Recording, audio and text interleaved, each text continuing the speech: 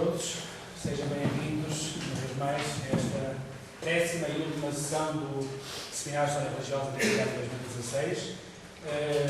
Uma sessão para a qual merece desde já, nesta brevíssima palavra introdutória, um pequeno esclarecimento que também está aí na nota introdutória da vossa ficha, e que diz respeito ao facto de, no início, ter sido convidado o professor Karim Mohamed, membro do Centro de História Religiosa, para estar cá hoje a falar sobre esse tema que estava inicialmente proposto, sobre a questão da comunidade islâmica em Portugal, mas por motivos de agenda, por diversos problemas que entretanto foram surgindo, não foi possível a ele estar presente cá hoje, mas indicou-nos dois nomes, os professores Haim Ali e o professor Riaz Issa, para substituírem, de certa forma.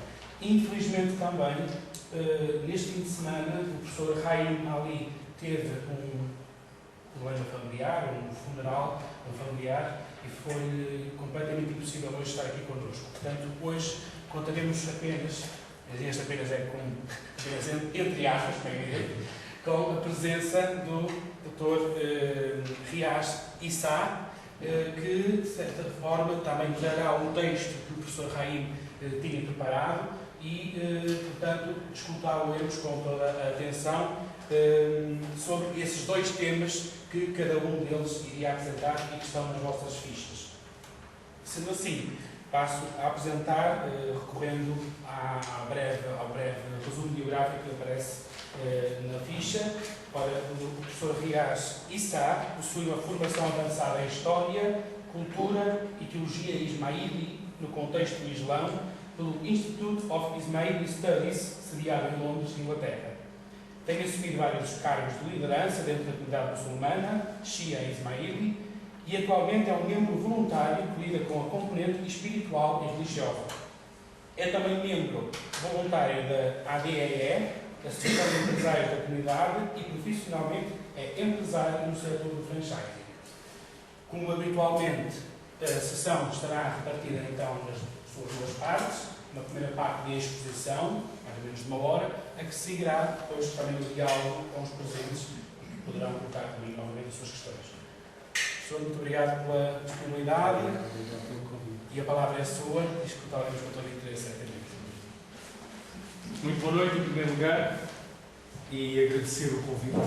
É sempre um privilégio para nós e, desde logo, também saudar a iniciativa, porque penso que são este tipo de iniciativas em que diferentes culturas, diferentes religiões, lhes é permitido aproximarem-se através do diálogo, através de se conhecerem, porque muitas vezes, ou na maior parte das vezes, os medos vêm dos conhecimentos, das ignorâncias. E nesse sentido, é de saudar a oportunidade e agradecemos esta oportunidade de estar aqui a conversar e apresentar a nossa comunidade de interpretação, ir explicar um bocado o que é esta ideia de comunidade de interpretação, dar uma vista, percorrermos um pouco esta ideia da diversidade e, desde logo, pedir as minhas desculpas porque a apresentação está em inglês. O facto de ela estar em inglês não impede que eu vá dizendo, obviamente vou falar em português, e se houver algum texto ou algo que eu esteja a ler, eu procurarei imediatamente e instantaneamente passar para português, mas algo que eu esteja a dizer que não estejam a compreender, por favor, interrompa. Acho que isto é uma conversa aberta e fundamentalmente estão aqui porque estão interessados, querem conhecer alguma coisa e nós temos também o interesse em vos ouvir. Por isso, é de facto uma conversa, é um diálogo aberto e franco. E mais uma vez, muito obrigado pela oportunidade e obrigado pela vossa presença e pelo vosso interesse. Os dois módulos sobre os quais irei falar, um será sobre o tópico da diversidade, e diversidade não só no Islão, mas diversidade como um aspecto inato à existência humana.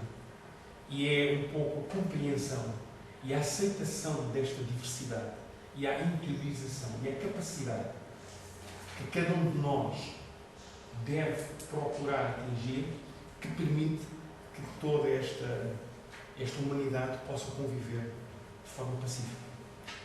Daí a importância deste primeiro tópico. Irei introduzir com este pequeno filme que demora cerca de 7 minutos, mas é interessante ouvirmos este trabalho de um cientista sobre a genética e as conclusões a que ele chega.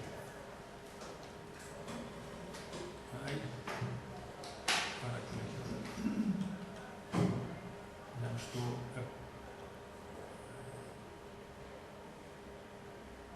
Como é que eu volto lá para trás?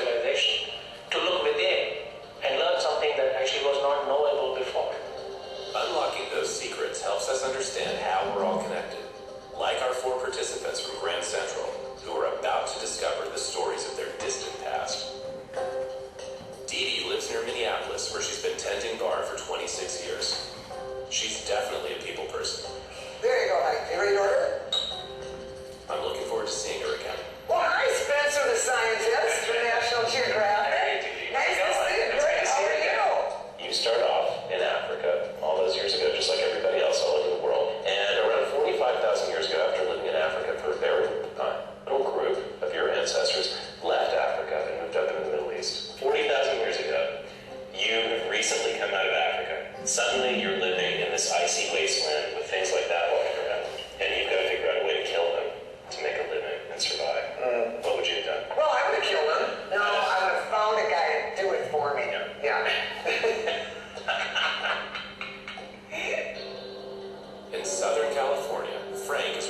retiring soon and looking forward to a life on the golf course. He discovers that his ancient relatives crossed the Bering Strait during the last ice age to become the first humans to settle in the Americas. His Aztec blood might be for real. It's quite interesting. Up to the last 15 to 20,000 years, our ancestors were extremely adaptable, who survived by hunting large mammals, using sophisticated weapons and small stone blades. That kind of makes me understand why I feel that I'm such a survivor, because I am. I can create, things out of nothing. I've always been that way. We are ancient people. That to me is fabulous. Cecile Nepal's results revealed that her ancestors were among the first humans to ever settle in Southeast Asia. Now Cecile lives and works in New York City, but she still feels connected to her Philippine roots. But there's something that we still have that we carry on, and it's something to be proud about. New York City cop J.W. lives in Brooklyn with his wife and son. His DNA results confirm his Puerto Rican, Spanish, and ancient African heritage, but that isn't all. What was surprising was that we were the actual first humans to ever plant seeds, and from that we generated this huge cultivation of crops, and we pretty much changed the face of, mankind, if you would. Coming from grandparents who were farmers themselves, I kind of see the relation there, so pretty interesting. Everybody that we met at Grand Central that day ultimately traces back to an ancestor in Africa. I feel connected because we all have one common place of origin, East Africa. Regardless of what our exteriors look like, regardless of how our accents may differ, our customs, our holidays, whatever the case may be, it all started here, and we all have that connection. I think the ultimate goal for this project is to literally bring us all a little bit closer together. The cool thing that comes out of this research is obviously that we're all connected to each other and that we scattered to the wind, if you will, to populate the world over the last 60,000 years. Sponsored by National Geographic Mission Programs, taking science and exploration into the new millennium. Penso que foi bastante elucidativo. Em termos ancestrais, temos todos uma linhagem comum. Todos da África Oriental.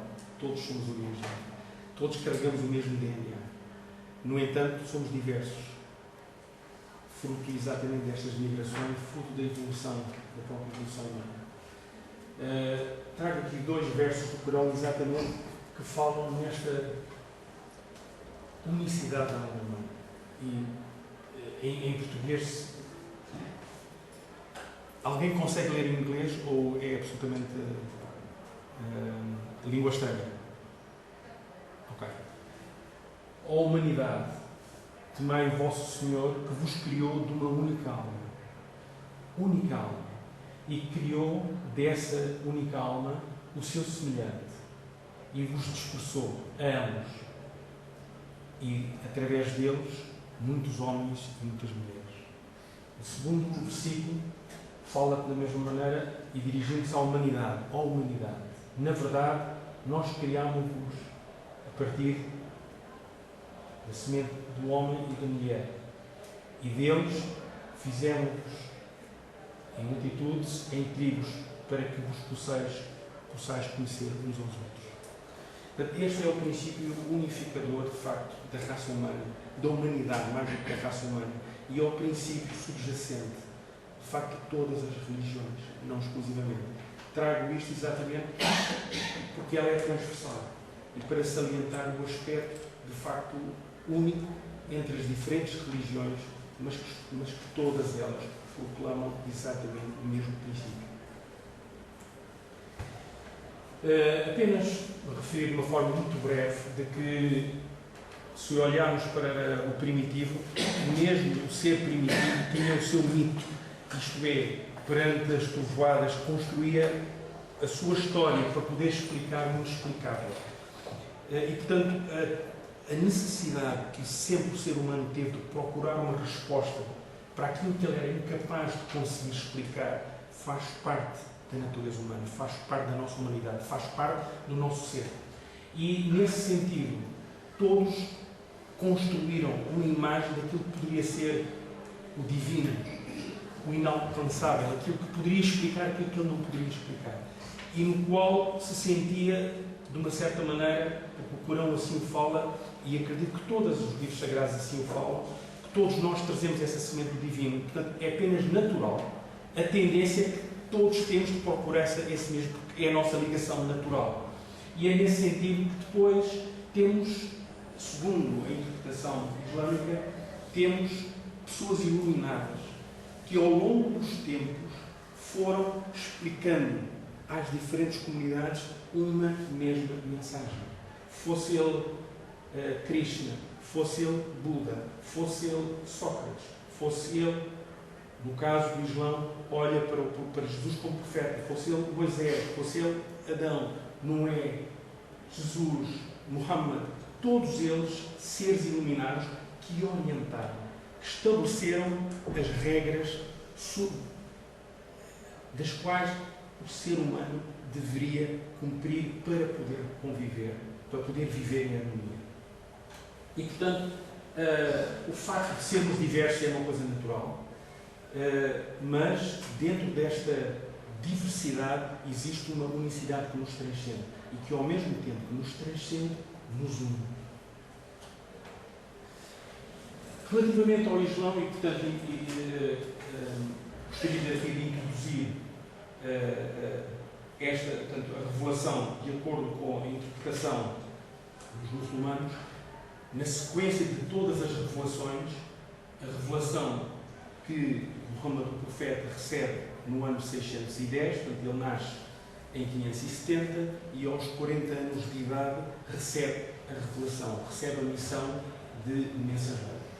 E este retrato mostra o anjo Gabriel apontando para Moisés, Maomé, dizendo-lhe: tu recebeste a revelação de Deus e, portanto, vais ter que levá-la. Da mesma forma como Moisés recebeu e teve que a levar, da mesma forma como os diferentes profetas o receberam e tiveram que o transmitir.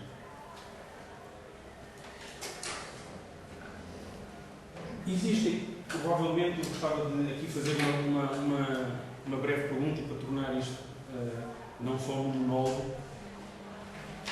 O que nos chega, o que normalmente chega através dos mídias, é esta diferença de Shia e Sunni, das duas principais comunidades de interpretação, das duas principais interpretações do mesmo texto islâmico.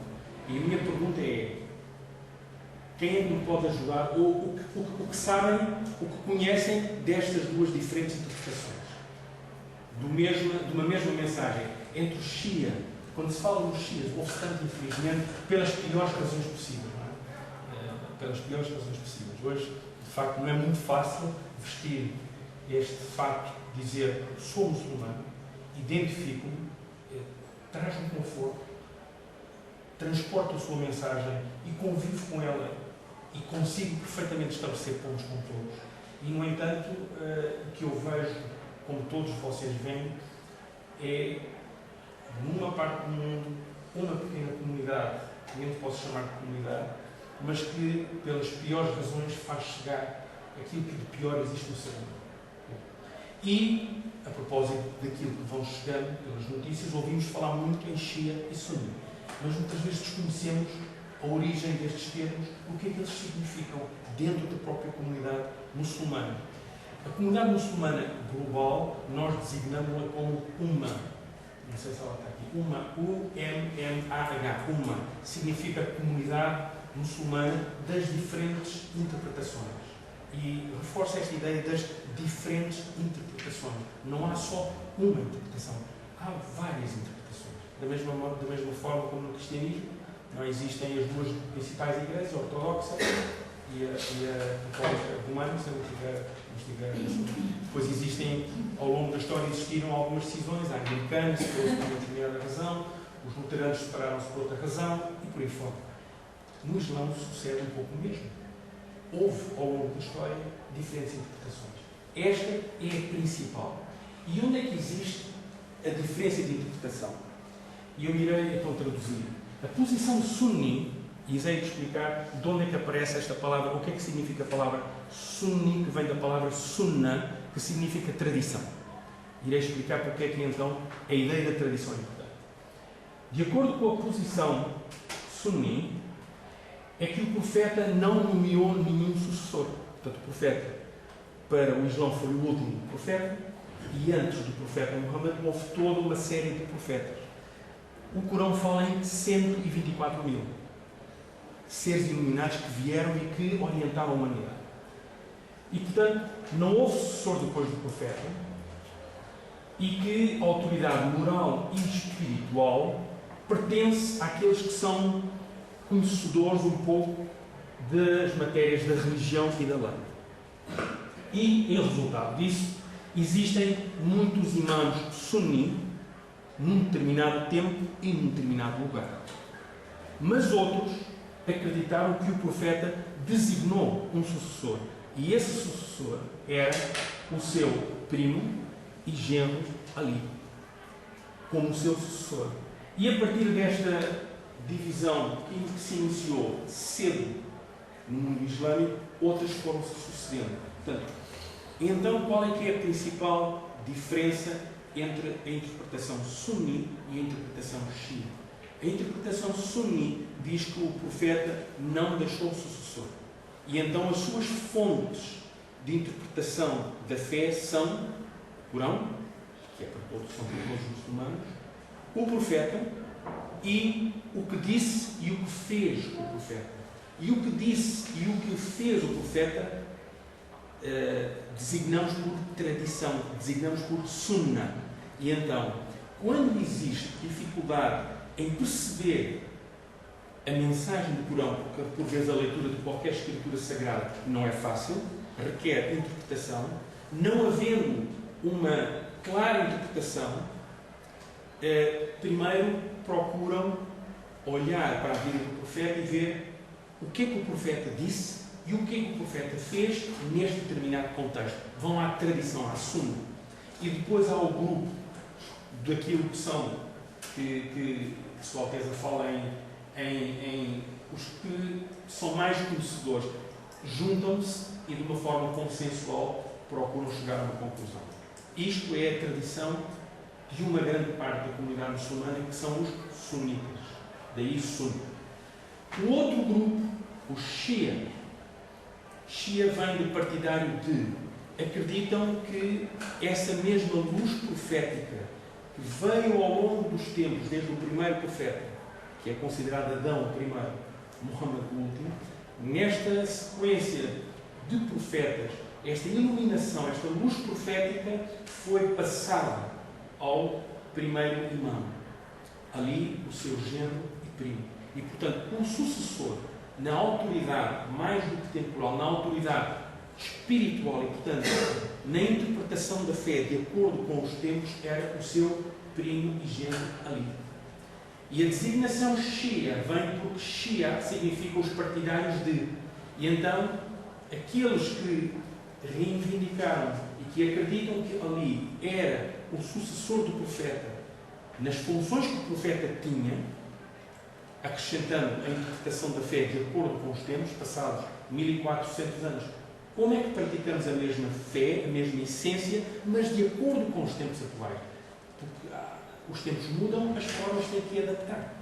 E, nesse sentido, os Shias dizem que a isso compete, a esse trabalho de interpretação, compete ao imã do tempo, ao imã. E daí, ali ser o primeiro imã para os Shias. Esta é a grande divisão entre sunis e Shias. Portanto, repito, a base de ambos é igual no Corão e na tradição do profeta. Onde é que divergem?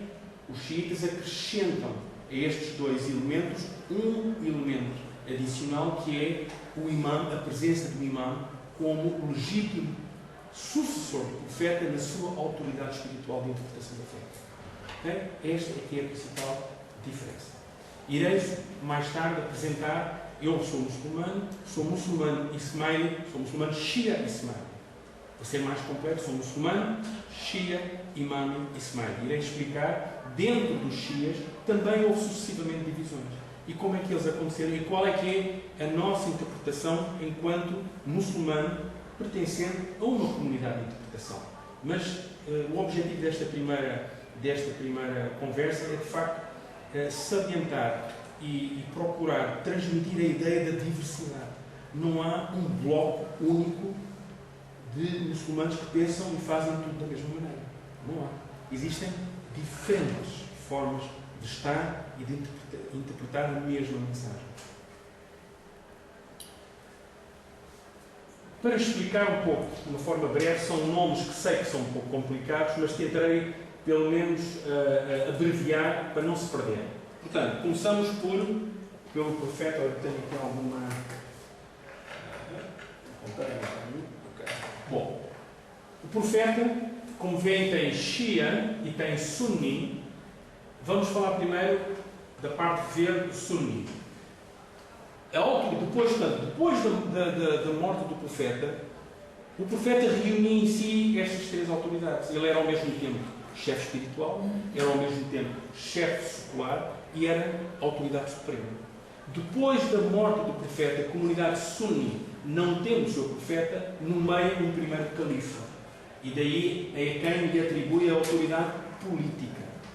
A autoridade religiosa era entregue a esse grupo de entendidos chamados, portanto, ou os mulás ou os imãs da comunidade Sunni, a quem se diz que são mais entendidos, a eles entregamos a interpretação. Ou pelo menos a explicação quando nós temos dúvidas. E a autoridade espiritual, alguns mestres sufis que na componente espiritual e esotérica nos possam explicar. Esta é a interpretação Sunni. Se olharmos para a interpretação Shia, não existe esta divisão. E não existe esta divisão simplesmente porque, se o profeta tinha essa autoridade, o profeta verteu essa autoridade para ali o seu primogênito. Portanto, ele automaticamente assume.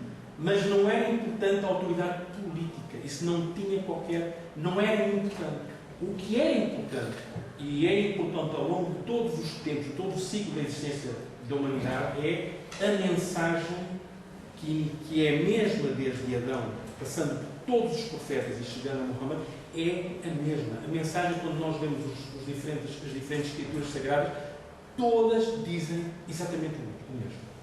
Palavras um pouco diferentes, temos formas diferentes, mas não temos nenhuma diferença no que toca à santidade da existência humana, ao respeito pela dignidade humana, à necessidade da convivência entre todos os seres humanos. Não temos nenhuma diferença.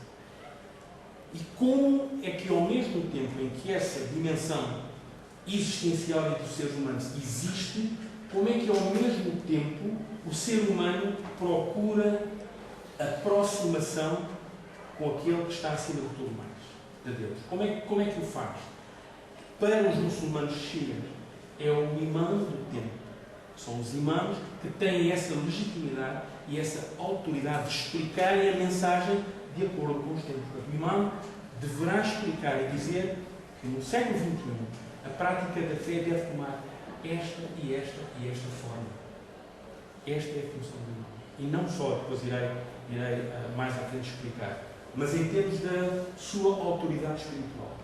Isto apenas para dizer que, ao longo do tempo, os próprios xiitas também se foram separando. Qual era a razão da separação? Exatamente porque quem é que iria ser o imã seguinte? Dentro dessa legitimidade da autoridade. Ali foi o primeiro. E sucessivamente, até ao sétimo, não houve, dentro dos xias, qualquer discussão. A um determinado momento, entre dois irmãos. Segundo também a tradição islâmica, aquilo que no meio normalmente deixa sempre um distante. Quem é o meu sucessor? De que forma? Isto era tradição já na época do profeta. E aqui surgem essas diferenças. Portanto, eu e o Jamal, por exemplo, pertencemos à linha dos Ismaílis que foram seguindo, segundo a nossa interpretação, o legítimo imã do templo. Por exemplo, este grupo, que são também xiitas, são os xias que conhecem do Irão. Chamam duodécimos. Porque é duodécimos? São 12. Portanto, para eles, até ao sétimo imã estamos ambos de acordo. A partir daqui existe uma divisão entre Ismail e Moussa al-Kazim, e eles reclamam que a autoridade estava em Moussa. E eles seguiram alguns imãs até o 12º, e a partir do 12º dizem que o imã desapareceu, está oculto e um dia irá aparecer. Esta é a interpretação dos xianos, duodecimais, que maioritariamente vivem no Irão. Desculpa, mas então quem é que a seguir ao que desapareceu se encarrega de fazer a interpretação? Neste momento, o que é que eles têm para fazer a interpretação? Se reparar, eles têm um grupo também, designadamente na altura era o Khomeini, e há os grupos dos mulas, não é? Que se juntam e dizem, ok, segundo a tradição do profeta, segundo o Corão e segundo os imãs antecessores do que disseram e o que fizeram, esta é a nossa interpretação. Portanto, existe um pouco a agência humana na interpretação. Respondi à pergunta? Existe agência humana, assim como dentro do sunismo existe agência humana na interpretação. Neste ramo, essa autoridade continua a residir no imã. Portanto, para os ismaelis, que vêm daqui, os ismaelis, hoje têm o 49º imã, em linha direta, na descendência de Muhammad, de filho, de filho, de filho, de filho, de filho, sempre, seguindo a legitimidade da nomeação do seu antecessor. Eu explicarei um pouco também a questão teológica, um pouco desta questão da nomeação. Não existe indicação no grupo. Não há. É o imã que nomeia o seu sucessor. É a prerrogativa do imã anterior nomear o seu sucessor. E o seu sucessor só recebe esse mandato no momento em que o imã anterior morre. E a sucessora é sempre na linha hereditária. Sempre. E porquê? E este aspecto, e obrigado por referir isso, este aspecto é fundamental. Esta lineagem é uma lineagem que o Corão revela como sendo uma lineagem. Há um verso do Corão que diz que nós preferimos, entre todas as lineagens do mundo, uma lineagem de Adão, de Noé, de Abraão, e fala de Imran. Imran, segundo uma das interpretações, era o pai da Virgem Maria. E, portanto, preferiu uma determinada lineagem. E se nós formos à tradição abraâmica, verificaremos que de Abraão temos Sara e Agar, certo? De Agar temos Ismael e de Sara temos Isaac. E destas linhagens temos a tradição judaico-cristã e temos a tradição muçulmana. Portanto, há uma linhagem comum, ancestral, e é dessa linhagem, somente dessa linhagem, que o imã deve ser. Não pode ser de outra. Porque essa é que é a linhagem definida como sendo aquela linhagem que foi preferida sobre todas as outras. Esta é a interpretação Shia. E a interpretação Shia Ismail. É importante que se diga. Okay? Espero não se terem perdido muito. Ideia fundamental a manter. O profeta morre duas grandes divisões. Os sunis, os shias. Os sunis acreditam que não há sucessão e, portanto, a autoridade é repartida. Os shias acreditam que há sucessão e o seu sucessor é o imã. Não há um profeta, porque o profeta Muhammad foi o último profeta do ciclo da profecia. Inicia-se o imamat, que é uma instituição de orientação também para os ismaelis que transporta a mesma luz profética. E, portanto, nessa linhagem há sucessivamente depois algumas divisões na legitimidade e, portanto, terminamos no atual Shias, imãs, porque são os imãs, é a única comunidade dentro de toda a comunidade de interpretação muçulmana que tem um imã vivo.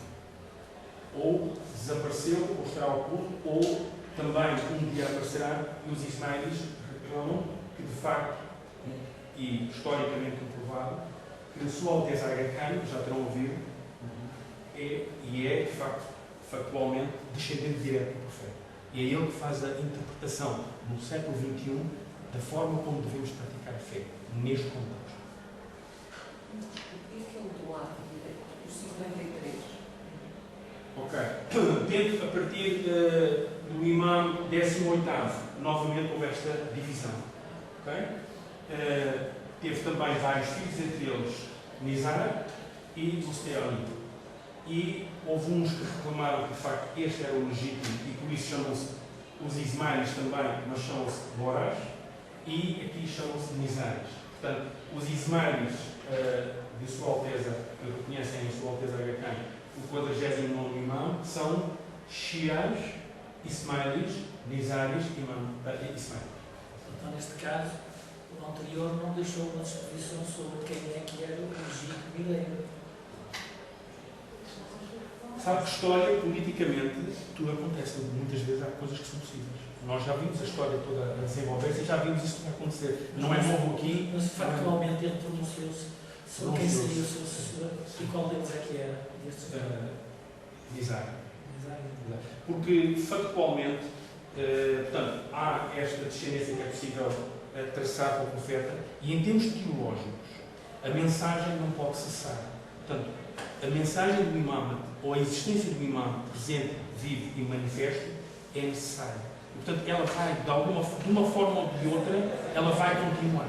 E esta é a interpretação que é. Por isso, a comunidade ismaelita pode dizer que, de facto, existe um imam que traça a sua descendência ao profeta e é, portanto, a única comunidade dentro das comunidades muçulmanas que tem um imam vivo presente. Sim, sim.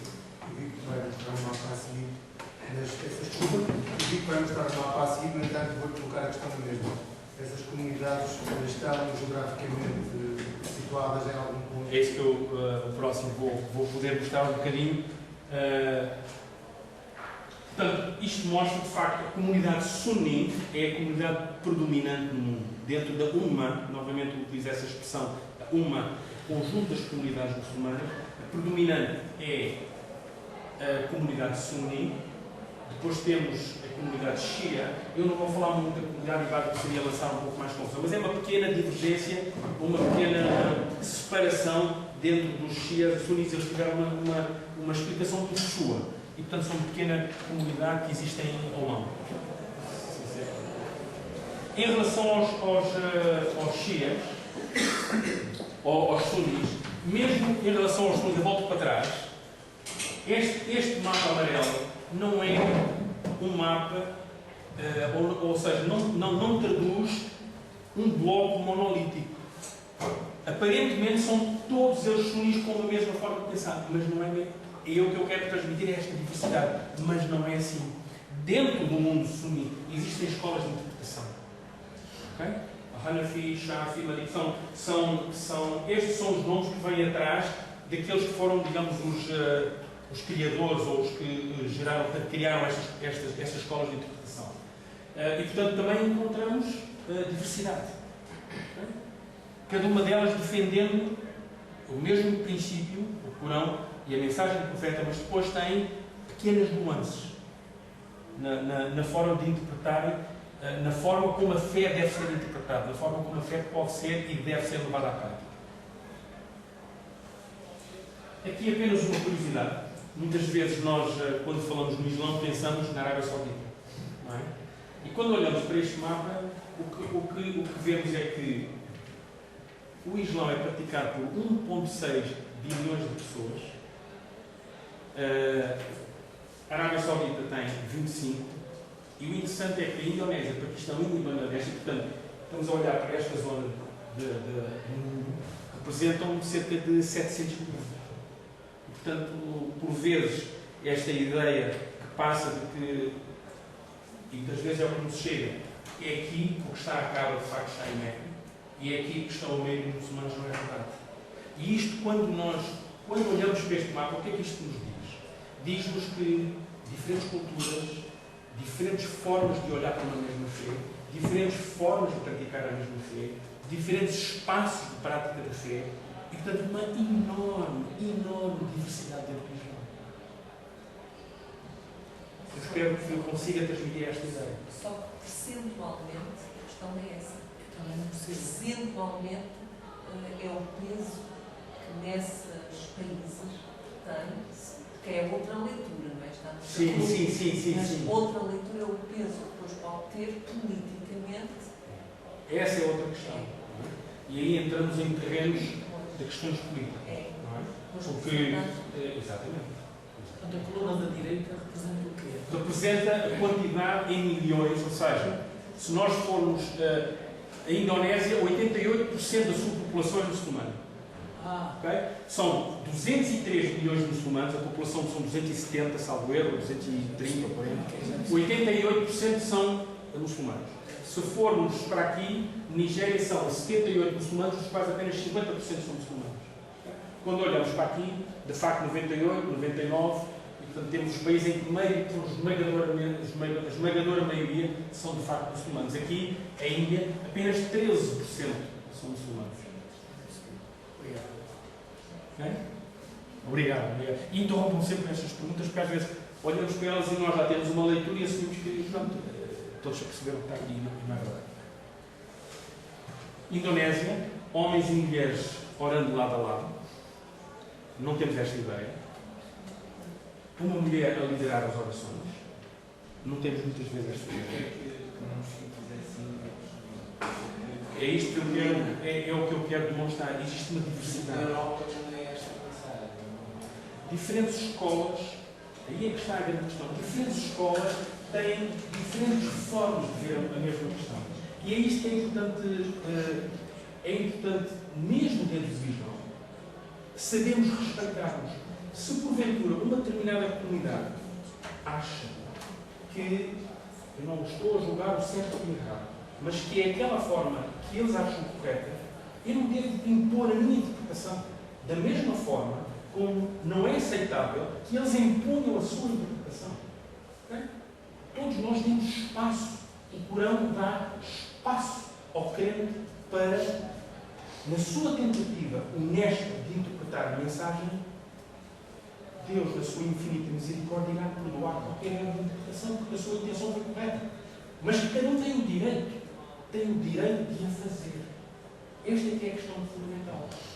Portanto, a questão, para mim, não é relevante discutir porque é que de um lado é de uma forma ou do outro lado é de outra forma. O que me importa é que existem formas e tem que ser cada uma delas, tem que aprender a respeitar. O que neste momento uma pequena minoria quer impor à esmagadora maioria uma forma de ver a Islam. Sim. Essa questão da diversidade é até muito positiva. Existe no cristianismo, no catolicismo, mas até que ponto pode-se tomar um relativismo que depois choca com a questão que falou há pouco, da santidade, da dignidade humana. Vou dar um exemplo, espero que não leve a mal. Não. Até porque tudo o cristianismo até mais centra, mas mexem muito no véu, a missa e mesmo praticando questões de diplomacia muitas usam. Mas para mim a burca choca-me profundamente. Choca-lhe assim, choca-lhe muito. Mesmo que a mulher diga, eu quero usar. Porque eu acho que aquilo. Mas o senhor acha que isso tem alguma coisa de religioso? Eu acho que não. Mas. Não tem nada de religioso. O respeito existe. A religião islâmica, de tapar a cabeça com o véu em determinadas cerimónias, a religião católica, existem quase todas elas. Agora, impor um determinado tipo de vestimento por razões que são absolutamente fora de contexto, porque se formos à época do profeta, se nos tivesse a capacidade de estar naquele momento, naquele espaço físico, naquele momento da civilização, isto não existe. Mas não pode, ou não há uma autoridade mundial. Exatamente. Por aquilo que eu expliquei, se olhar para as diferentes comunidades de interpretação do Islão, é exatamente isso que eu pretendo transmitir. É que não há uma autoridade. Sim, várias. Mas a esmagadora maioria, acredito que não usa muito. Há uma pequena minoria a quem também lhe impõe. E eu não quero entrar muito nesse diálogo, mas eu tenho a minha interpretação pessoal, que não é minha pessoal, de que muitas vezes é uma questão de afirmação. Sendo que podemos, penso que devemos, afirmar-nos pela excelência, pelo intelecto e pela capacidade de ler. Não precisamos de nos impor por outras.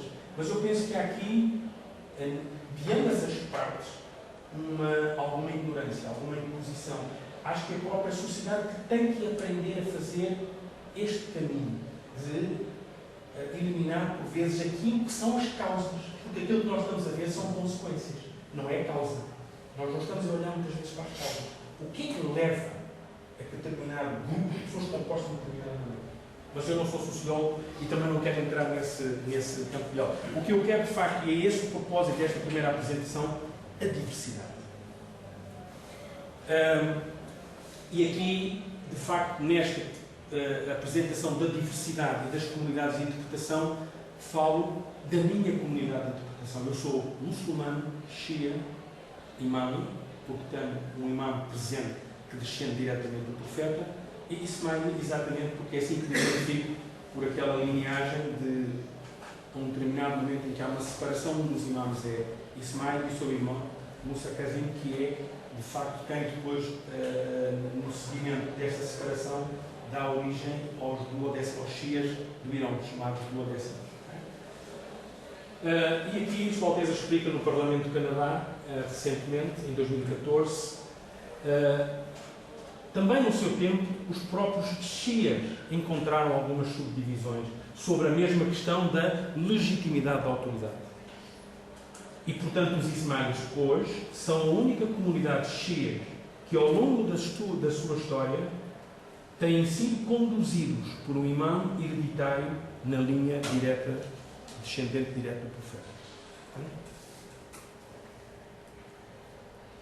E, portanto, o imã Ismaili, logo quando falamos em imã, falamos numa instituição, porque não é só a pessoa que conta, porque este imã, tal como houve o primeiro imã ali, portanto, esta sequência são 1400 anos de sucessão de imãs, estão sob uma instituição que é o imamate ismaili. Okay? Esta ideia que os ismailis têm desta instituição é que é uma instituição perene. E, portanto, hoje existe este imã e este imã irá nomear o seu sucessor, por designação direta. Não há intervenção da agência. É assim que é feita a passagem, da mesma forma como o profeta passou o testemunho ali, o seu sucessor, na autoridade espiritual. E, portanto, o imã Ismaili é uma entidade supranacional representando esta sucessão de imãs desde os tempos do profeta. Mas deixem-me clarificar algo sobre a história e sobre a minha função. Pois eu, conforme já expliquei, tanto na interpretação shia como e sunni. Foi aquilo que eu expliquei sobre a questão da autoridade do imã. Portanto, eu vou passar à frente, isto é um pouco para dizer a história dos ismailis, que divide-se ao longo destes 14.400 anos por diferentes continentes. Portanto, os imãs tiveram momentos em que, um único período da sua história, em que tiveram um território e foram, de facto, tiveram um Estado, que foi, na altura, no século X. No Egito, então, os ismailis foram, os imãs ismailis foram os fundadores da cidade de Cairo, chamava-se, na altura, Fustat. E, na altura, depois, quando os imãs conquistaram esse território, os ismailis fundaram a cidade de Cairo, chamada Al-Qahira, e fundaram a primeira universidade, na altura, que tinha uma coleção de livros e, portanto, a ideia do desenvolvimento intelectual e de conhecimento é uma das características da interpretação ismailita. É a procura do conhecimento, porque ela é uma outra faceta da fé. Era apenas esta pequena nota. E essa dinastia foi designada por dinastia Fatimida. Fatimida porque vem de Fátima, filha do profeta. Apenas uma nota, se depois procurarem no Google em dinastia Fatimida, encontrarão muitas coisas. Portanto, apenas também aqui para fazer uma breve nota, vou quase como sobre a questão de umas pequenas comunidades de interpretação tentarem impor a sua interpretação. A resposta a essa imposição existem várias, o imã tenta responder de várias formas. Esta é uma das formas, criando o Centro Global para o Pluralismo em Ottawa, um centro de aprendizagem e de diálogo entre as partes, em que, inclusive, hoje o secretário-geral das Nações Unidas foi palestrante, Kofi Annan, portanto, falando sobre esta necessidade do pluralismo no mundo. Esta é uma das respostas e gostava de terminar só esta apresentação com uma visão do imam atual dos Ismaili. Diz ele: o que eu espero é que um dia a Ummah, a comunidade de interpretações, exista o reconhecimento de que o pluralismo é legítimo. Pluralismo étnico, pluralismo linguístico, pluralismo na interpretação da fé. Precisamos que a Ummah se afaste daquilo que chamamos de atitudes normativas, na forma de aceitar o pluralismo dentro da Ummah, aceitarem a diferença dentro da Ummah. Este pluralismo começou desde os tempos do profeta. Em hadith, hadith significa os ditos do profeta. Existem ditos do profeta e marcas da história que mostram que durante a sua vida ele próprio reconheceu a existência do pluralismo e de diferentes interpretações da fé. Okay? Portanto, terminar apenas esta apresentação, que já vai quase 1 hora, 49 minutos, e supostamente tinha uma segunda, procurei ser breve, mas queria deixar aqui uma pequena janela, talvez, para lançar as primeiras perguntas, antes de mais meia hora, e vocês ficam cansados, dúvidas, perguntas, e vamos dialogar um bocadinho, depois passamos ao outro módulo. Porque eu reconheço que não é fácil eu estar a dizer tantos nomes e tantas palavras e tantas ideias para algo que, para a maioria das pessoas, não conhece esta faceta do mundismo. E é importante que nós também a transmitamos. Por isso, por favor, façam perguntas. Sem qualquer como se podia conversar. Desculpa lá, Não, estou a desculpar, por amor de Deus. Esta coberta dos maquinários Ismaelita, Shia Ismaelita, sim. é que tem a fundação cá em Portugal. É que tem a fundação em Portugal. E nós vamos falar dessa rede de desenvolvimento como uma resposta, como uma das respostas na busca de uma sociedade justa. É a segunda parte da minha. Falarei não só a fundação, mas um pouco da rede. O que é esta questão da rede? De rede Aga Khan para o desenvolvimento. Faça favor. É que usou aqui 2 níveis. Um é o das comunidades de interpretação. Que é uma? Outra é das escolas de interpretação. Okay. Comunidade e escolas. Mas não é a mesma coisa, não é? Não me pareceu. Eu não. Enfim, não há uma grande diferença em dizer escolas e comunidades. A razão de eu dizer uma escola é que dentro do mundo islâmico existe aquilo que são os princípios que devem orientar a vida humana. Os princípios de respeito, tudo aquilo que nós falamos e que todas as escrituras sagradas falam. E nisto falamos em comunidades de interpretação. Depois, temos algumas escolas que, olhando para o Corão, dizem: mas então como é que eu agora aplico isto no dia a dia? Como é que nós organizamos uma sociedade com base nesta mensagem? E então a escola existe no seguimento daquilo que se chama a lei. Há uma confusão normalmente entre Sharia e Fiqh. São duas coisas diferentes. A Sharia diz: devemos respeitar o próximo, estabelece os princípios. A lei diz: então, mas como é que eu respeito? Se alguém me desrespeitar, qual deve ser, então, como é que nós devemos corrigir esse?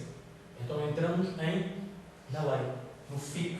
E as escolas, quando eu falo de escolas, têm a ver um pouco com esta questão da lei. Como é que se traduz os princípios universais em modos de vivência e normas. E aí falamos em escolas. E, portanto, por exemplo, na questão das diferentes escolas de educação dentro do mundo sunita, temos a Hanbali, temos a Shafi, temos a Hanafi, a comunidade Ismaili, a sua, digamos, lei não existe enquanto existe através do imam presente. Ele diz como é que, respondendo à mesma questão, como é que devem viver num contexto do século XXI, mantendo os mesmos princípios da fé, praticando a fé, E, portanto, ficará provavelmente tornar-se-á mais claro no próximo modelo como é que nós interligamos a verticalidade, que é homem divino, e a horizontalidade, homem, homem, homem, criação. Como é que isto tudo encaixa para que, de facto, sejamos dignos de ser chamados a coroa da criação? Só uma questão. Sim, sim, sim. Entre o cristianismo tem havido esforços de dar força ao movimento dito ecuménico, no sentido de pôr a diversidade do cristianismo em diálogo e em mútua aceitação. Acontece algo semelhante, João? Sim, sim. Existe também, eu direi que não há um esforço como provavelmente existe no movimento cristão, fundamentalmente é a procura que existe dentro da humana, é que de facto cada um perceba melhor a interpretação do seu semelhante e a respeito. E nesse sentido dialogar tal como a comunidade ortodoxa com a comunidade católica romana, certo? O Papa encontrou-se com o chefe da Igreja Ortodoxa e dialogar.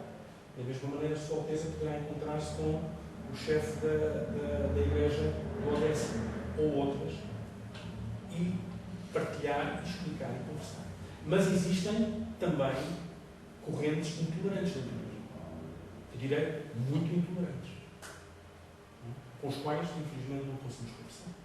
Tanto mais que os próprios muçulmanos, dentro da UMA, são as principais vítimas. Embora no Ocidente se ouça mais, infelizmente, porque estamos próximos de todas essas barbáries, mas elas quase dia assim, agora nestes últimos dias foi uma coisa. E são muçulmanos, os coptas são uma barbárie. E são estes movimentos intolerantes que eu penso que nós temos que procurar combater através da nossa procura de entendimento daquilo que é o próximo, as crenças do próximo e respeitar. Não vejo outra forma, não há outra forma. Não há outra forma. Se nós quisermos neste planeta continuarmos a conviver bem e em paz, não há outra forma. Eu gostava de saber se há alguma perspectiva boa para a mulher muçulmana. Olha, deixa-me dizer uma coisa. E é aquilo que novamente, e com isto que eu vou dizer, não subscrevo muito daquilo que chega, obviamente não subscrevo nada, mas não se esqueçam de uma coisa, aquilo que o Islão é praticado por 1,6 bilhões. Se metades forem mulheres, 800 milhões, acham que 800 milhões são maltratadas e todos têm véu. Mas o que chega, e com isto não estou a dizer que defendo muitas das partes, não as defendo. Eu vivo no Ocidente, estou casado com uma mulher católica, damos muito bem, gosto muito dela, é um desafio e, obviamente, há muitas práticas que não reconheço, não posso reconhecer, como é óbvio, não é? Mas não aceito, lógico. E, portanto, eu penso que também há um processo cultural, levará o seu tempo em alguns países, mas não creia que todas as mulheres muçulmanas são maltratadas e que são obrigadas a usar o véu. Não é assim. Não é? É isso que eu também... Porquê? Porque o que chega, da mesma forma como o que chega das notícias do mundo muçulmano são homens violentos de barba, doentes com armas. E a visão que se tem do Islão é isto. E o que também hoje me traz, e espero que no próximo módulo consiga mostrar-vos uma outra dimensão que nada tem a ver. E os ismaelis são uma pequena minoria. Como os ismaelis, há outras comunidades de interpretação que não partilham em nada. Portanto, o que eu subscrevo, e portanto, como muçulmano, olho para determinadas situações da mulher e acredito que a mulher era, nos tempos do profeta, muito antes da própria Europa, hoje colocou a mulher no lugar, ela sempre deveria estar, e já o profeta nos fez. Portanto, isto que vemos nada tem a ver com a mensagem do profeta. Nada. É isto que às vezes custa a compreender. Nada. Gostaria só de colocar uma questão, não é bem uma questão. É aquilo que eu vou dizer, na minha perspectiva, colide um bocado com aquilo que é, ao longo da história, a perspectiva expansionista de todas as religiões. Ou seja, se todas elas adotarem este princípio, que me parece muito correto, deixa-se cair essa perspectiva expansionista. Acha que isso é viável, do seu ponto de vista? Sabe que nós, ao longo da história do Ocidente, como da própria civilização islâmica, nós encontraremos Estados que souberam durante alguns séculos, ou durante várias décadas, manter uma civilização próspera com os seus súditos felizes e prósperos. Encontraremos exemplos no mundo do Ocidente e encontraremos no mundo. No Oriente eu posso mencionar a dinastia Fatimida, do Cairo. Posso falar de Bagdad, século XI. Posso falar de Samarcanda e Bukhara. Posso falar daqui de Al-Andalus, em que durante pelo menos mais de 2 centenas de anos os povos souberam conviver. E com esse convívio e a procura, e nós encontraremos determinadas características nesses povos, ou nesses momentos em que as civilizações souberam tirar o melhor partido daquilo que é o ser humano.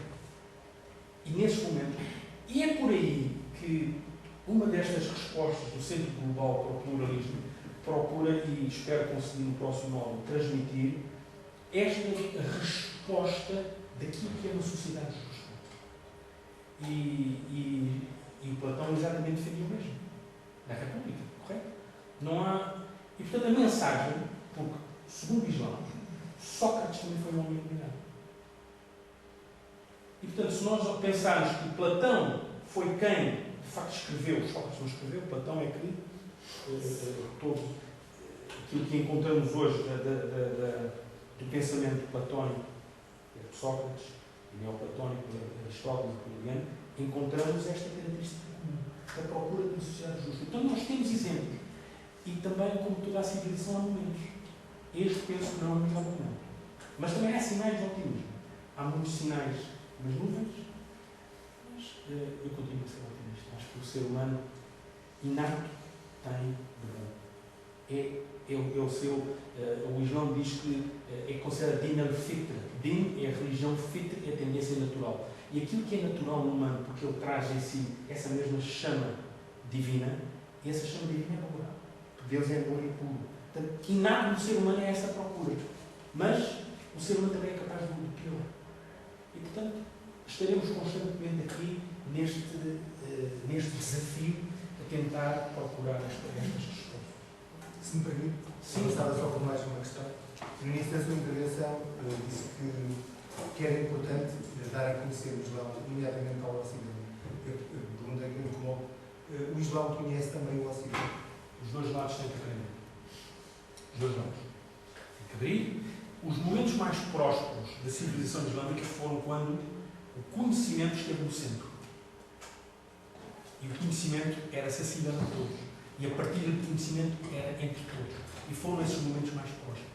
Quando, e neste momento o Islão faz, quantas faculdades existem no mundo islâmico que se podem referir que sempre boas faculdades? Neste momento, não direi zero, já há felizmente uma ou duas que irei referir, como resposta. Mas praticamente não se fala mesmo. Porquê? Porque penso que o Islão aqui esqueceu uma dimensão. Sim, o conhecimento. A produção de conhecimento. Foi isso que também impossibilitou chegar onde esteve. Ok, passamos ao segundo módulo. Procurei ser breve. Já são 7h05. Ok.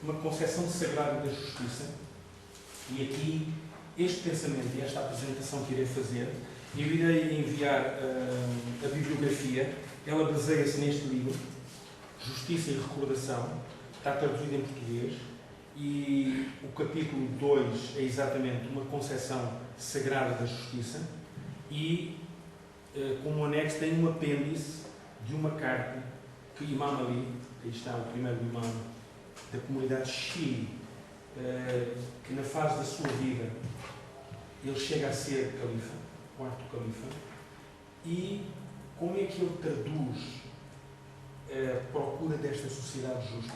E o que eu depois quero tentar fazer é fazer a ligação entre Imam Ali e o 49º imã, que é a Sua Alteza Karim Aga Khan, como é que esta mesma visão se traduz em procurar pôr em prática esta consciência moral, que provém também da ética islâmica, através da ação institucional. Como é que, enquanto comunidade muçulmana, Shia e Ismaili, como é que procuramos fazer? Introduzir rapidamente Ali, portanto, da família, já terão ouvido os Quraishidas, o principal, o ramo de onde vem Ali é dos Hashimitas, sendo Muhammad o pai de Fátima e o irmão de Muhammad, que não está aqui, era Abu Talib, o pai de Ali. Deles, casando, tiveram os filhos e daqui surge, portanto, a linhagem dos imãs. Por sua vez, temos este ramo, que será o ramo que, durante os primeiros séculos da civilização islâmica, dará lugar ao califa, ou à dinastia Omíada. Okay? Mas apenas para situar, e Ali foi a única figura que nasceu no interior da Meca. Há uma história, já desde logo da sua nascença, que caracteriza esta singularidade da sua pessoa. Mas não quero agora despender muito tempo nesses detalhes, apenas para referir esse aspecto. Existe um conjunto enorme de sermões, de aforismos, de mensagens carregadas de sabedoria que se encontram reunidas neste documento que chama-se Nahj al-Balagha, que podemos traduzir em The Peak of Eloquence, é sabedoria, eloquência, e que foi uma coletânea que foi corrigida por este Sr. Sharif Razi no século X. Imam Ali nasce no ano 599, portanto o profeta nasce em 570, portanto o profeta tinha 29 anos quando Ali nasce. E é o profeta que muito cedo, o Ali tinha 5 anos, que levará Ali ao seu cuidado, e portanto Ali próprio diz: eu desde muito cedo segui as sombras do profeta, e tudo o que ele fazia comunicava Ali. Durante o início da revelação, a primeira mulher que ajudou o profeta, podemos considerar a primeira mulher muçulmana, foi Khadija, sua mulher. E o primeiro homem foi Ali, com apenas 13 anos, quando o profeta recebe a revelação para que reunisse os familiares mais próximos e comunicasse que tinha esta mensagem. Quando reúne, e por 3 vezes reúne e faz a pergunta: quem de vocês é que me ajudará nesta mensagem? Ninguém. Porque esta mensagem, como nas anteriores, derrubava ou deitava por terra toda uma construção de um poderio económico e religioso e da idolatria, e portanto punha em causa isso tudo, punha em causa a própria diferença de níveis sociais, eram todos iguais aos olhos de Deus, e portanto punha muita coisa em causa. E durante essas primeiras reuniões ninguém disse que iria ajudar. Apenas Ali, com os seus 13 anos, disse: eu ajudarei. E é nesse momento, entre outros, existem ao longo da vida do profeta vários incidentes em que claramente o profeta indica Ali como seu sucessor.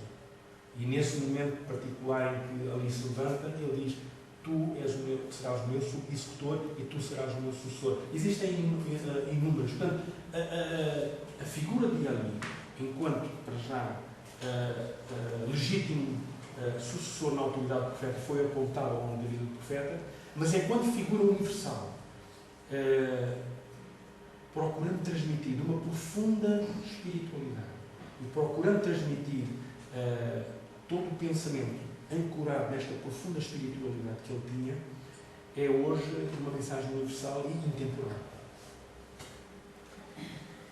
Esta é uma característica que me permite introduzir o tema da concepção sagrada da justiça. Eu acho que isto está no Vaticano, é um fresco entre Aristóteles e Platão.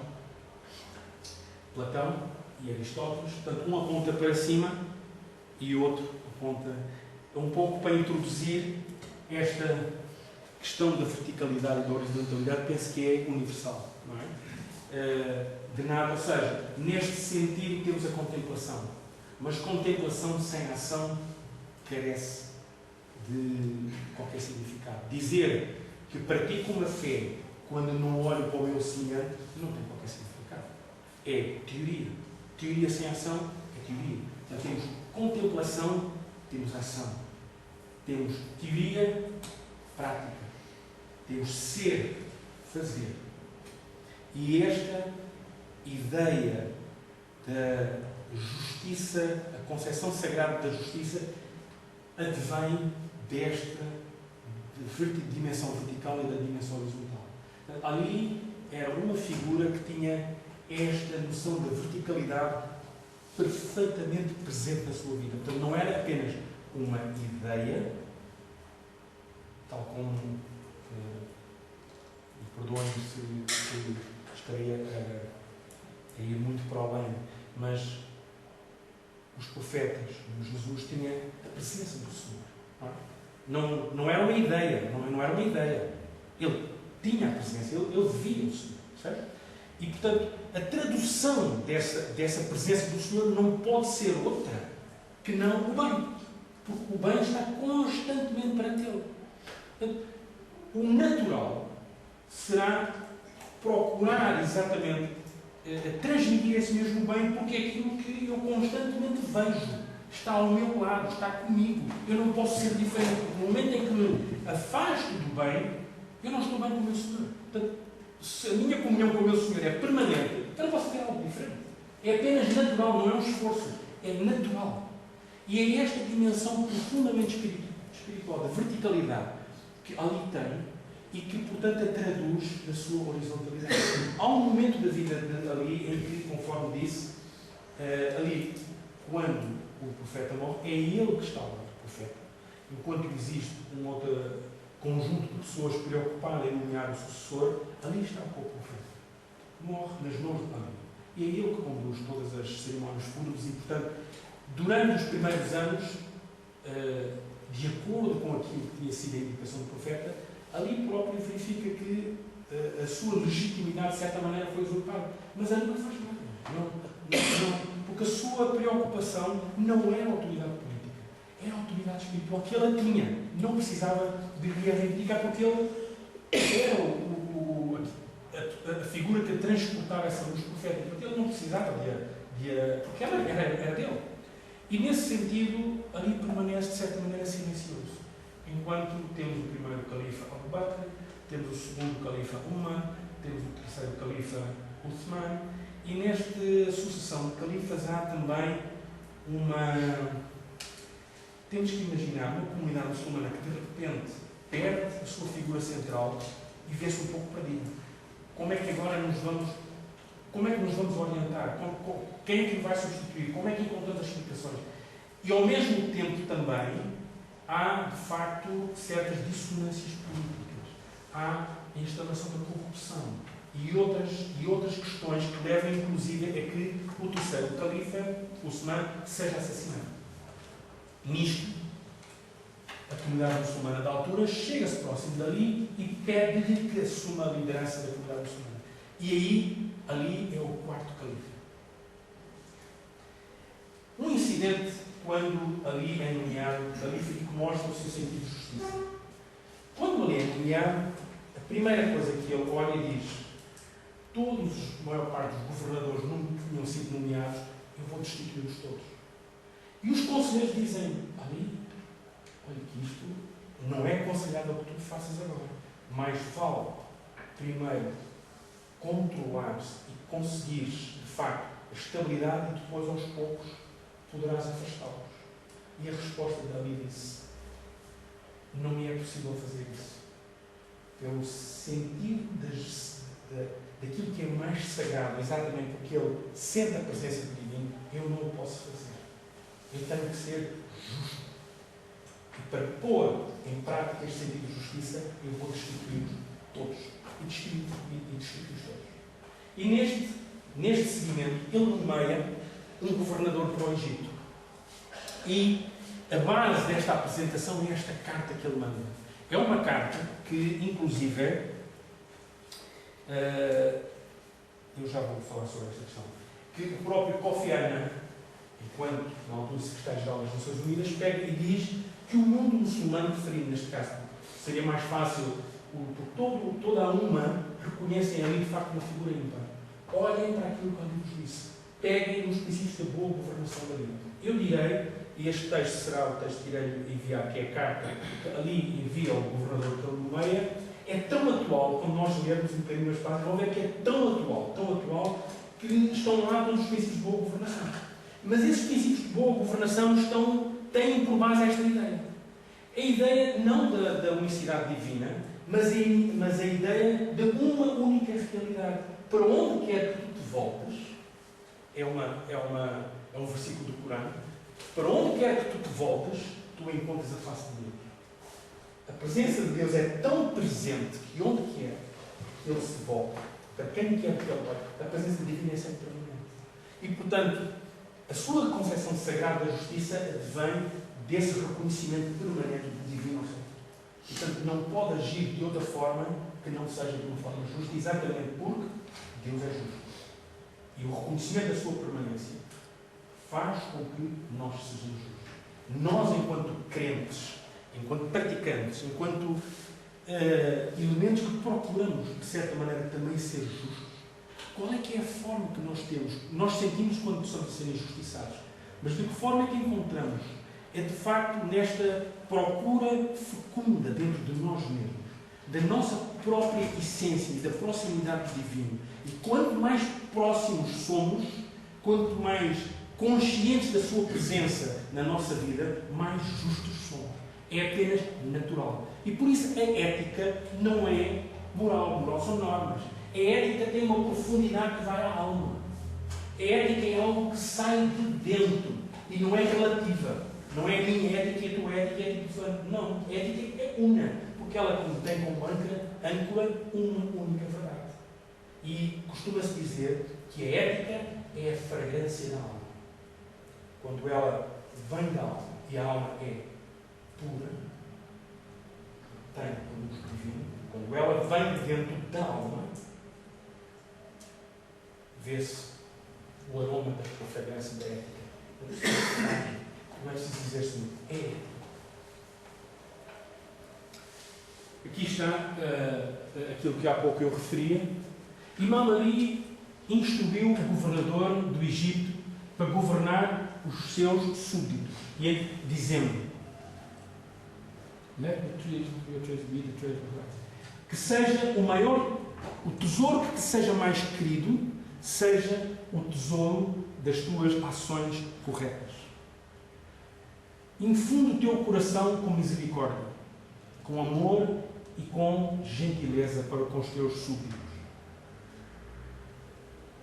Face aos teus súbditos, não sejas voraz como um animal, como se fossem presas fáceis de apanhar, porque encontrarás pessoas de dois tipos: aqueles que são os teus irmãos de religião ou aqueles que são teus iguais na criação.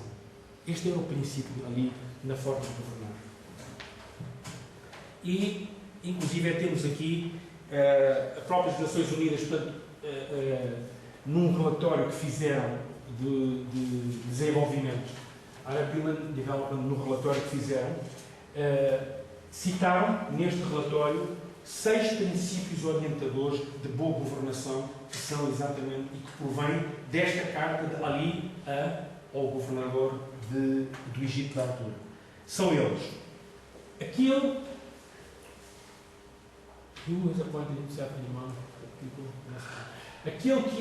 que é nomeado, ou que, como o governador, ou como o soberano diante das suas pessoas, deve começar por aprender-se, treinar-se a si próprio antes de o fazer aos outros. His teaching of others must be first by setting. Portanto, deve primeiro estabelecer o exemplo da sua própria pessoa, antes que o comece a fazer e educar os outros. Porque aquele que começa por educar-se a si próprio será merecedor de respeito do que aquele que começa por educar o semelhante. Primeiro, começa contigo. Tu que és soberano, começa treinando-te a ti próprio. Segundo, a tua preocupação em desenvolver o território deve ser maior que a tua vontade de cobrar taxas. Isto é tão atual, não é? Porque este último só pode ser obtido com desenvolvimento. Porque aquele que apenas procura receber taxas sem desenvolver, destrói o seu país e as suas pessoas. Estamos a falar de século VII. Isto é o que ele instrui. Entrega a carta ao governador, chama-se Mané Castanheira, e diz: está aqui a minha carta. Isto é o que tu vais fazer. 3. Procura a companhia daqueles que são sábios e procura resolver os problemas do teu país and the rightness of the country and the rightness, e aquilo que é de direito das pessoas. 4. Nenhuma coisa boa pode resultar de manter-se silêncio enquanto governador ou de falar com base na ignorância. Os homens corretos são homens de virtude, cuja lógica é bastante correta, bastante clara, cuja forma de se apresentarem é sem ostentação, cujo caminho é de modéstia, cujas ações são tantas e que não há, e as dificuldades não os detêm, vão para além das dificuldades. 6. Esta é fundamental. Choose the best among your people. Escolhe os melhores. De entre as pessoas, escolhe os melhores. Para administrar a justiça. Escolhe de entre os que não desistem facilmente. Aquele que não tem medo das inimizades que possa causar. Aquele que não persistirá em fazer coisas erradas. Aquele que não hesitará em perseguir aquilo que é correto. Someone whose heart knows. Aquele cujo coração não tem cobiça, não tem ganância. Aquele who will not be satisfied with the minimum of experience without seeking the maximum of understanding. Portanto, procurar explicar, de facto, não é minimamente dar uma pequena explicação. Procura explicar às pessoas. Will be the most steadfast when doubt is cast. Aquele que não hesitará, será firme, eliminará a dúvida, será firme naquilo que tem que fazer. Who will be the least impatient in correcting, will be the least impatient in correcting the opponent. E não será impaciente em corrigir o seu opositor. The most patient in pursuing the truth. Aquele que será paciente, mas perseguirá a verdade. The most stern in meting out judgment. Aqui não sei bem a palavra stern, mas em procurar o julgamento correto, equilibrado. O que é que teimosia, Diga. Discernimento. Neste caso será mais discernimento. Most stern in meting out judgment. Em procurar o correto julgamento. Someone who's unaffected by flattery. Flattery é aquele o lisonjeio, não é? Que não se afeta pelo lisonjeio. And not swayed by temptation, and these are but few. E que não se deixa levar pela tentação. Isto são apenas alguns. E a carta continua. É impressionante como a carta explica como é que tu vais nomear os soldados, como é que vais nomear os juízes, como é que vais nomear os teus que vão estar à tua volta. Atenção aos familiares. Não nomeies familiares, porque se quiseres manter a imparcialidade, não nomeies os teus familiares. Nomeia pelo mérito. Fantástico. Portanto, a razão de fazer estes princípios era um pouco para mostrar que, de facto, existe um pensamento dentro também do Islão que procura traduzir de forma prática o ideal da justiça. Hoje os imãs não têm Estado. Qual é que é a resposta nesta mesma? Estamos a falar ali no século VI. O atual imã do tempo, qual é a resposta que o seu mandato, porque o imã diz, o meu mandato é enquanto imã. Portanto, a minha função é esta. É procurar lutar pela dignidade humana. Procurar o desenvolvimento, procurar a paz entre as pessoas. Então, de que forma é que ele desenvolve essa resposta, ou procura a resposta? Vou-vos contar só esta história. Imam Ali estava a trabalhar enquanto califa, no seu gabinete, na sua casa, e aparecem alguns familiares que queriam algum conselho. Ele estava a trabalhar em coisas do Estado. Nisto entram e os familiares dizem que gostavam de falar esclarecimento, gostavam de alguns conselhos. E ele estava a trabalhar com uma vela acesa, que ele disse só um momento, apaga a vela e acende outra. E pergunta-lhe, mas então porquê que tu apagaste uma vela e acendeste outra?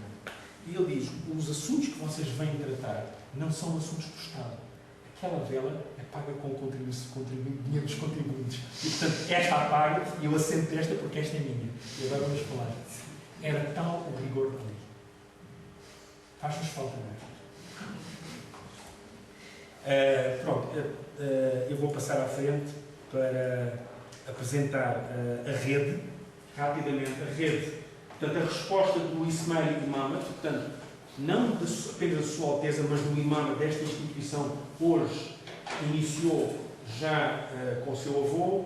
O presidente do Imam desenvolveu esta rede de intervenção à escala global, em áreas de desenvolvimento económico, social, cultural, com muitas instituições, depois veremos um curto vídeo, e esta é a resposta institucional. Por exemplo, deixem-me dar-vos um exemplo de ação institucional. Portanto, olhando para este braço, portanto, a parte da educação que cai dentro do desenvolvimento social. Na Ásia Central, no meio das montanhas, existem, junto a 3 países, que são o Cazaquistão, o Quirguistão e o Tajiquistão, existem cerca de 25 milhões de pessoas que vivem nestas zonas montanhosas. Ora, pessoas que, se não tiverem uma mão, não conseguem dar o salto de qualidade de vida e até porque não têm acesso à educação. Sua Alteza junta os 3 líderes dos 3 países e cria uma universidade. Chama-se a Universidade Ásia Central. E, portanto, existirão 3 polos: polo do Quirguistão, polo do Tajiquistão, polo do Cazaquistão, e estes 3 países irão trazer pessoas que irão estudar nesse mundo e que irão ajudar a encontrar respostas para pessoas que vivem em zonas montanhosas. 25 milhões de pessoas. Com isto, o que é que se faz? Transforma-se a vida das pessoas. Toca-se a vida das pessoas. Tira-se as pessoas da pobreza de um ciclo, muitas vezes, de falta de esperança. Toca-se e ilumina-se a esperança. E quando se ilumina a esperança, o ser humano é capaz de coisas incríveis. Um outro exemplo. A rede das academias de excelência. Esta rede de academias está a ser criada, existe uma... Portanto, normalmente, as atividades são desenvolvidas no mundo em desenvolvimento. Portugal irá receber uma dessas academias, é o único país no Ocidente que irá receber uma dessas academias, mas será uma rede de cerca de 22 academias, em que se procura, desde os 3 do pré-escolar, ou do primeiro ciclo, da primeira infância até o 12º, formar pessoas com caráter, de excelência, mas com caráter. E em que, antes de acabar, por exemplo, o 12º, cada aluno será obrigado a, pelo menos, permanecer algum tempo numa outra academia, aprender uma cultura, aprender uma língua, conviver na ideia do pluralismo e na ideia da excelência. E procura, não há quer nestas escolas, quer na universidade, portanto, não são dirigidas aos muçulmanos e somalis, são dirigidas a todos. Um outro exemplo é o hospital que foi criado no Paquistão, quando de facto o estatuto das enfermeiras era muito pouco reconhecido. A Alteza cria, em 1985, esta universidade. Hospital primeiro, universidade e hospital. E hoje, esta mesma Universidade Americana começa a ter polos no Quênia, em Tanzânia, no Uganda, no Reino Unido, e, portanto, procura, desta forma, estabelece ligações com as melhores universidades do mundo. Portanto, o que é que estamos aqui a fazer? É capacitar o ser humano através do conhecimento, mas com uma função muito importante.